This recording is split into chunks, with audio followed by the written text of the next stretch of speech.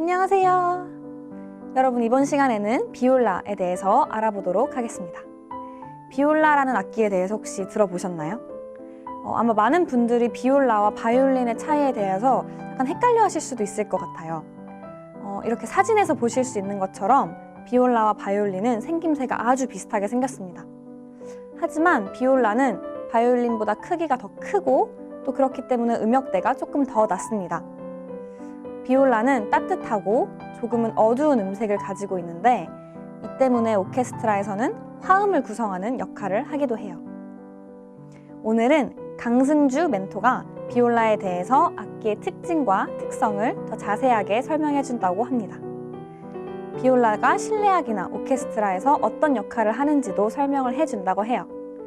마지막으로는 악기의 음색도 들려준다고 하니 끝까지 봐주세요. 그럼 함께 가볼까요?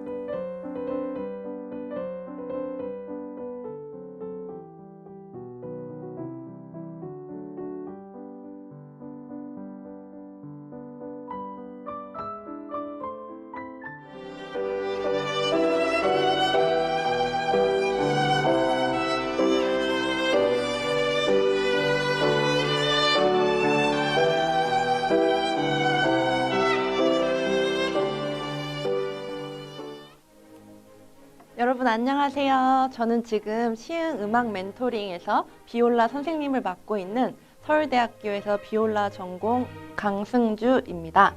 네, 제가 오늘 이렇게 여러분들 앞에 서게 된 이유는 여러분들께 이 비올라라는 악기에 대해서 좀 소개를 해드리려고 해요. 오늘 저와 함께 비올라의 매력에 대해서 알아보았으면 좋겠습니다. 여러분들께 비올라라는 악기가 굉장히 생소하실 거라는 생각이 드는데요. 혹시 바이올린이랑 첼로라는 악기를 아시나요? 네, 이 비올라는 바이올린과 매우 비슷한 악기입니다. 바이올린보다는 약간 크기가 더 크고 첼로보다는 크기가 작은 악기입니다. 또한 이 음역대 또한 바이올린보다는 조금 더 낮고 첼로보다는 높은 악기라고 생각을 해주시면 돼요. 하는 주법은 바이올린과 굉장히 비슷해요. 이렇게 어깨에 올려서 활로 소리를 내는 악기라고 생각해 주시면 될 것 같습니다. 비올라의 음색에 대해서 굉장히 궁금해 하실 것 같은데요. 비올라의 음색은 굉장히 부드럽고 굉장히 따뜻해요. 그래서 약간 듣는 사람으로 하여금 마음이 되게 편안해지고 되게 평안을 찾을 수 있는 악기라고 저는 생각을 합니다. 여러분들께 비올라의 가장 큰 특징 중 하나인 가온음 자리표에 대해서 얘기를 해드리려고 해요. 가온음 자리표라고 들어보셨나요, 여러분들? 바이올린은 높은 음 자리표를 보고 첼로는 낮은 음 자리표를 봅니다. 비올라는 가온음 자리표라는 새로운 음 자리표를 보는데요. 제가 여러분들께 그 음 자리표를 소개해드리기 위해서 이렇게 칠판을 준비를 했습니다. 가온음 자리표는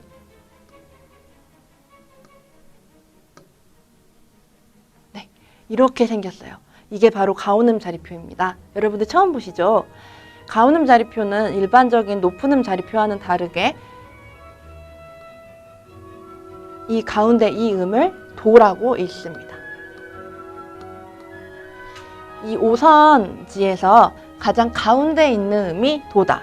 그래서 가온음 자리표라고 이름을 붙이게 되었습니다.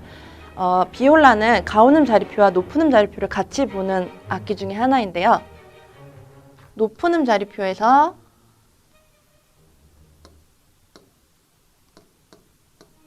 이 도가 바로 가온음 자리표의 이 도입니다. 신기하죠? 이게 바로 같은 도라고 합니다. 이제 여러분들께 비올라 연주하는 방법에 대해서 조금 얘기를 해드리려고 해요. 비올라는 이렇게 악기와 활로 이루어져 있습니다. 먼저 이 악기에 대해서 설명을 해드리자면 이렇게 꼈다 뺐다 할 수 있는 탈부착이 가능한 어깨 받침이 있고요. 이것은 바로 턱 받침입니다. 그래서 여러분들이 악기 연주를 시작하실 때 어깨 받침을 비올라 몸체에 이렇게 끼워주시고 어깨 받침을 어깨 위에 올립니다. 마찬가지로 턱 받침은 턱을 올리게 되겠죠. 그래서 여러분들의 왼쪽 턱을 이 턱받침 위에 올려주시면 됩니다. 여기서 제일 중요한 게 어깨와 턱만으로 비올라를 지지할 수 있어야 돼요. 그래야 손에 힘이 들어가지 않고 조금 더 편안한 연주를 할 수 있습니다. 지금 보시는 것처럼 이렇게 손을 놓고도 이렇게 움직일 수 있도록 비올라가 완전히 어깨와 턱 사이에 이렇게 끼워져 있어야 됩니다. 자, 이제 활 잡는 법에 대해서 조금 얘기를 해드릴 텐데요. 활은 이렇게 나무와 활털로 이루어져 있습니다. 여러분들 활털이 뭘로 만들어지시는지 아시나요? 활털은 바로 말 꼬리로 만들어진답니다. 신기하죠? 그래서 이제 오른손으로 살짝 고양이 발톱처럼 아니면 삶은 계란을 쥔 것처럼 이렇게 동그랗게 손을 만들어 주어서 이 부분에 오른손을 잡습니다. 이렇게 오른손으로 활을 잡았을 때도 힘을 막 꽉 주거나 이렇게 막 주먹을 쥐서 잡는 게 아니라 굉장히 릴렉스해서 손에 힘을 풀고 가볍게 잡는 게 제일 중요해요. 그래서 악기는 아까 배운 것처럼 왼쪽 어깨에 악기를 올리고 오른손으로는 활을 잡고 이런 식으로 연주를 하게 됩니다. 이제 비올라 소리를 한번 제가 내볼 건데요. 내보기 전에 먼저 말씀드릴 게 있어요. 비올라는 총 몇 줄로 되어 있을까요? 총 4줄로 이루어져 있는데요. 이 4줄의 음은 도, 솔, 레, 라 이렇게 구성이 되어 있습니다. 한번 소리를 들려드릴게요. 가장 낮은 음이 도, 그다음 솔, 레, 라 이렇게 4줄로 되어 있어요. 이제 어떻게 음악을 바꾸고 이런 개 이름을 바꿀지에 대해서 제가 설명을 해드릴게요. 여러분들 피아노가 가장 친숙한 악기시죠? 피아노에서는 건반을 하나씩 누를 때마다 음이 올라가요. 비올라 같은 경우에는 왼손 손가락 하나씩 누를 때마다 음이 올라가요. 예를 들면 하나를 눌러볼게요. 레, 또 하나 눌러볼게요. 미, 파. 신기하죠? 손가락을 하나씩 누를 때마다 음이 올라가요. 제가 쭉 보여드릴게요.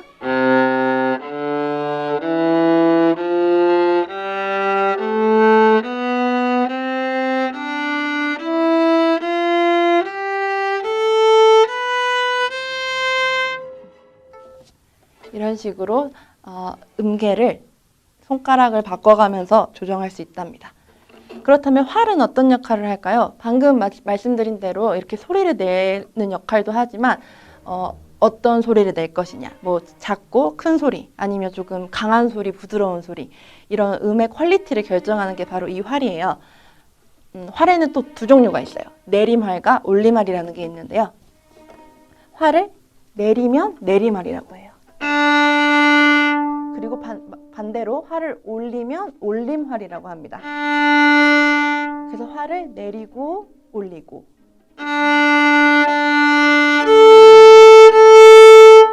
이렇게 2가지 내림활과 올림활로 구성되어 있습니다. 그리고 제가 하나 더 말씀드리고 싶은 거는 바로 각활과 슬러라는 게 있는데요. 음을 분리를 해야 할 때도 있고 음을 연결을 해야 할 때도 있잖아요. 그거에 따라서도 소리가 달라지게 됩니다. 방금 말씀드린 대로 내리말, 올리말을 번갈아 가면서 하면 각활이 되고요. 근데 활을 나누지 않고 하나로 쭉 이동을 하게 되면 슬러가 됩니다. 이해되셨죠? 그리고 마지막으로 하나만 더 알려드리려고 하는데요. 이것은 여러분들이 굉장히 흥미있게 보실 것 같아요. 바로 피치카토라는 주법입니다. 여러분들 하프 혹시 아시죠?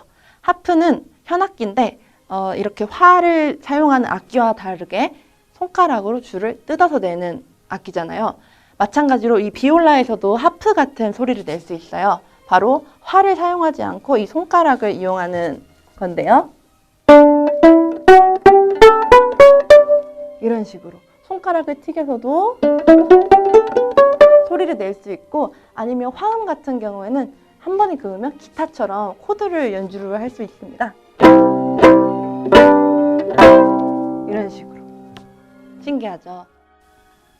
네, 여러분들 지금부터는 오케스트라와 실내악 앙상블에서의 비올라의 역할에 대해서 말씀을 드리려고 해요. 여러분들 혹시 오케스트라를 보신 적이 있으신가요? 오케스트라를 보면 지휘자 앞에 현악기들이 이렇게 앉아 있어요. 근데 대부분 자리 배치가 관중석에서 봤을 때 맨 처음에 퍼스트 바이올린, 그 다음 세컨 바이올린, 그 다음 비올라, 그 다음 첼로 이렇게 자리를 앉게 돼요. 그래서 여러분들께서 앞으로 오케스트라를 보실 때 비올라의 위치를 파악하실 수 있을 거라고 생각을 합니다. 오케스트라 자리에서와 마찬가지로 비올라의 역할도 굉장히 그런 중간자의 역할을 해요. 바이올린과 첼로를 연결해주는 그런 역할을 하게 된답니다. 예를 들면 주로 바이올린은 멜로디를 많이 연주를 하고 첼로 같은 경우에는 베이스에서 반주 역할을 하는데요. 비올라가 바로 그 사이에서 역할을 한답니다. 바이올린과 함께 멜로디를 연주할 때도 있고 첼로와 함께 좀 더 반주, 베이스에서 좀 더 화성을 연결해주는 역할도 합니다. 그래서 조금 더 풍부한 화성을 이끌어주고 아니면 조금 분위기 조성을 확실하게 더 도와주는 그런 중요한 역할을 하게 된답니다. 그래서 오늘 여러분들이 가장 잘 아실 법한 오케스트라 곡 중에 하나인 차이코프스키의 백주의 호수의 일부분을 들려드릴 텐데요. 이 부분은 비올라가 멜로디를 연주하는 부분이에요. 그래서 제가 한번 여러분들께 그 부분을 들려드리도록 하겠습니다.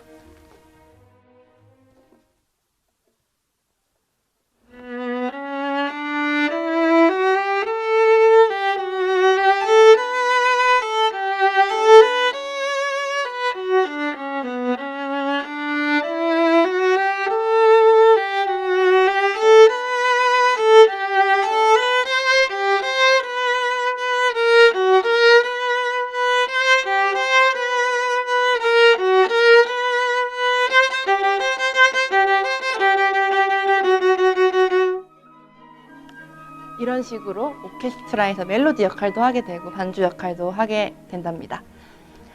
제가 오늘 이렇게 비올라에 대해서 여러분들께 많이 알려드렸는데요. 이제는 더 이상 여러분들께 비올라가 생소한 악기가 되지 않았으면 좋겠다는 게 저의 가장 작은 바람입니다. 그래서 앞으로도 이렇게 다양한 매력이 많은 비올라를 많이 사랑해 주셨으면 좋겠고요. 지금까지 들어주셔서 감사합니다. 지금까지 강승주였습니다.